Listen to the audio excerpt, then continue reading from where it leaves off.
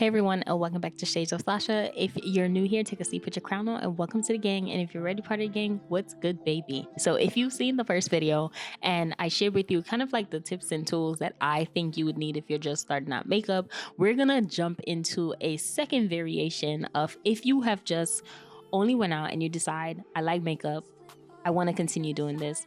The next step is to build up how your look would be using the same products you have. So this will be a foundation routine or a look that's just literally based off of just having concealers. So that's pretty much what I will use to achieve the look, but I'm gonna go through some of the things that I did in my first video here again, just so that we can make sure we're brushing up and we're consistently with our practice. So I'm doing the same technique that I did with my brows early before, just using the gel, and this foundation shade, well, I said foundation shade, this concealer shade is closer to my skin tone, and it was something that I said early on where I was like, if you use a closer skin tone shade in concealer, then you won't have to worry about blending much. And I really just wanted to show what I was talking about for people who are more visual learners. And even though what I said and what they saw could have conflicted, I just really wanted to carve out the time to make sure that I'm doing that here. So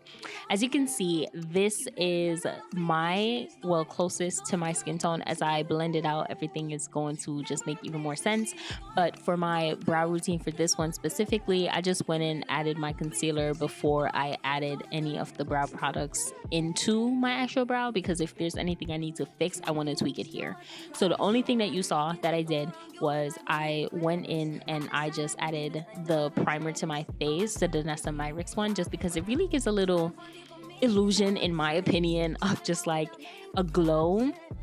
And then I'm now going in with the concealer closest to my complexion under my brows, just to carve everything to make sure that it's good. And then I will go in with my Anastasia Beverly Hills dip brow and pencil. As I said before, my pencil is dried out, so I'm just using it to actually go in. And I started doing this process, I want to say, I started doing this exact technique this year in 2025, and I actually like it. I don't really know if I'll end up going back to doing the other variation of like how I did my brows, but for right now, this really does suffice, and I think it makes it cleaner. So if you are interested in like a brow pencil instead of, or a brow pen instead of like a pomade, I kind of think this is kind of like in the realm of doing both at the same time. So that's pretty much what you see me doing here. And I really just wanted to do this for individuals who may really want to see what I was talking about if this is the only thing for you. Like, you just want to do your brows and you just want to go. So having a concealer in your closer shade will really make a difference in this. And this is in the shade 170. And this, if I'm not wrong, is from Milani Cosmetics. I think that's where I got these concealers from. And I'm oily combination, so I sweat, especially in the summertime.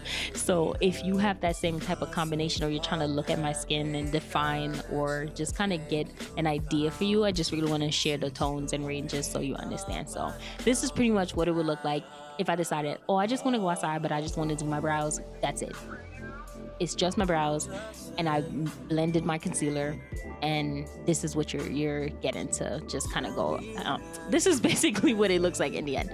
And then we're gonna go in with this e.l.f. primer, and for the most part, when it comes to the look that we're going for, I'm still going in with the color corrector. I did share that I would highly recommend the LA Girls concealer, because I think you could get like the entire range, probably like 20 of them, and I believe it's under $50. And I think that's a good bang for your buck if you're really just starting out with makeup and you want to see if something works, but we're not at the second stage where you have seen that it works and you just want to see how can I add more and what else can I do.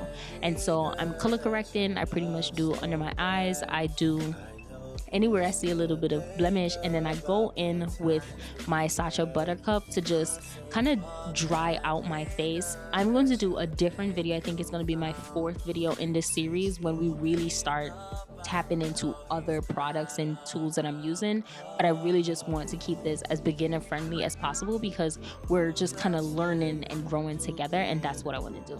So I'm going to use this Huda Beauty along with my Milani Cosmetic 170. Again, the Huda Beauty is very bright. And then this Milani Cosmetic, as you can tell, is closer to my skin tone. So I went in with that first, and then I'm gonna go in with the lighter version with the Huda Beauty just to brighten up a bit. But I do the same placement that I did, which is under my eyes, above my lip, under my lip, and then above on my forehead. And then I do like a line to do some type of contour concealer. And then I'm gonna go in with this Fenty Beauty. It's from the Trio Stick, and I got this years ago, and I haven't really used it, but I was like, you know what, this might be a better time for me to use this. Again, if you were just using the LA Girl Pro Concealers, all you would need is the darkest shade or a bronzy shade compared to yours, as well as like your highlighted shade and the color corrector, and that's pretty much it. And you're gonna just blend out the products all over where you have it. When it comes to my forehead and using the highlighter colors, the lighter colors compared to the darker colors, so we're gonna think about this using color theory. I want to blend my lights first, and then I'm going to blend my darkest into it to just create some type of cohesion with the hues and just the dimension of my face. So that's pretty much what you're doing. I always say this whenever I'm doing hair content on this channel, as well as when I do makeup. I always say less is more. You can always go back and add, but it is very difficult if you got too much on and now you gotta fix because you felt like you messed up too much. So you could always build up to where you want to go. I always find that easier rather than you put too much on and now like you've messed up. So you want to just take your time, have the products dry down a little bit, but make them still easy to manipulate, because you don't want it to be super dry to the point that it gets patchy. I also think it's important that if I'm telling you why not to do something, I'm trying to explain to you why I'm suggesting that you don't do something or why you do it.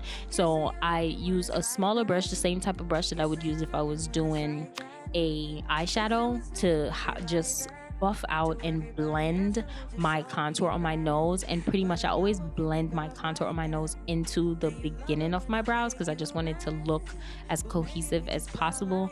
And then here again, I'm adding a lighter shade just because that's the type of look that I'm going for. If you don't want it to be lighter, use the tones that you think matches with what it is that you are going for.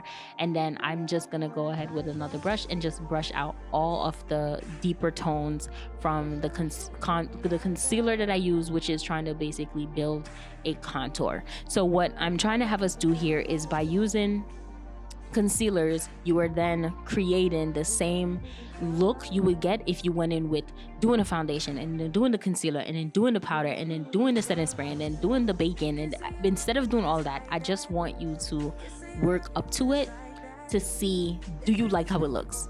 Does it make sense to you? Do you feel comfortable? Is this something that you feel like is too much on your face? Because when something is on your face, it's best to kind of think about, how confident am I when I have this on, rather than feeling like I'm just doing too much and I don't feel like me. I know that a lot of people sometimes go out and they do makeup for the first time and they're like, yeah, I didn't like that. I felt like it didn't give me what it is that I was looking for. And sometimes that's because you never actually had makeup on your face before. So when you're going through an entirely new experience, and it may be during a time when it's very important, like your graduation or for your birthday, like it's a lot of tense things that's going around. And so if you don't think something comes out the way that you want it to, and it's also a new experience, I think it could be hard. So that's kind of like why I would suggest trying and testing it on yourself would really be beneficial. Now, pretty much this is how everything looks with just concealer. What you see me doing is going in with a pressed powder. I did say if you got the concealers and then you got a foundation powder, that's when this comes in. So you just pretty much would go in and mattify. So you're basically trying to dry down everything that you did that is wet. For a person like me that is very oily, I never really skip this routine because my makeup can look like it's swish swashing all over the place. But at the end of the day, it also depends on the type of products you were using to begin with that can create that, or kind of like make it swish swash or make it just stay in place. So from the primer all the way up to everything that you're putting on, if you want it to be mattified, every single thing needs to be mattified. If you want it to be dewy, everything needs to be dewy. So I'm just going in, adding some blush, and I added my powder, and I'm just gonna blend everything over with powder. So everything that I use every product that I use that is liquid, I have a powder version of it to just add onto the top of it.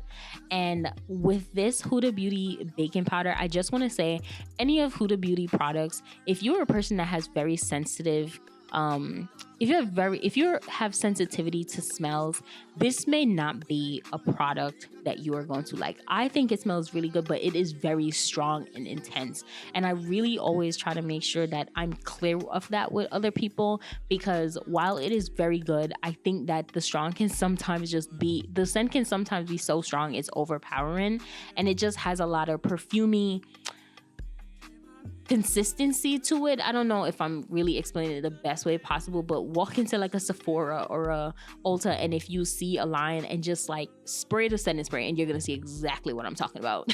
And if you are able to even smell what the setting powder is, you're gonna see what I'm talking about. And so when you're putting certain things on your face, depending on how sensitive your skin is and how you are, you could just flare up and just have a bunch of different things. So I just want to make sure I'm also clear about that as well. And so once I pretty much do this, I do the same routine that I did in the very first video. I'm gonna then just spray my face, and for this video I did go ahead and add some lashes just so y'all could see what it would look like. But unpopular opinion, like I said before, I am a person that I will still do a full face like this and just put some mascara on and call it a day. I'm like, I don't really want to be bothered with my eyes. I don't want to put nothing on it at all. So no falsies, no individuals, just nothing. I just want to do this and go. But I really wanted us to do a second version to this, so as we're learning together and we're growing together and we're understanding and seeing, do we like makeup or not, then we're kind of building on the products that we have little by little. And for our next episode of this entire series, I will be showing you the underpainting method, and I'm really excited about that. I really love the way that that look came out. But let me know what y'all think. Let me know, are we liking the makeup? Are we not liking makeup? Like, do you wear makeup? Do you not wear makeup? But thank y'all so much for watching and supporting your girl, and I hope you have a blessed and wonderful day.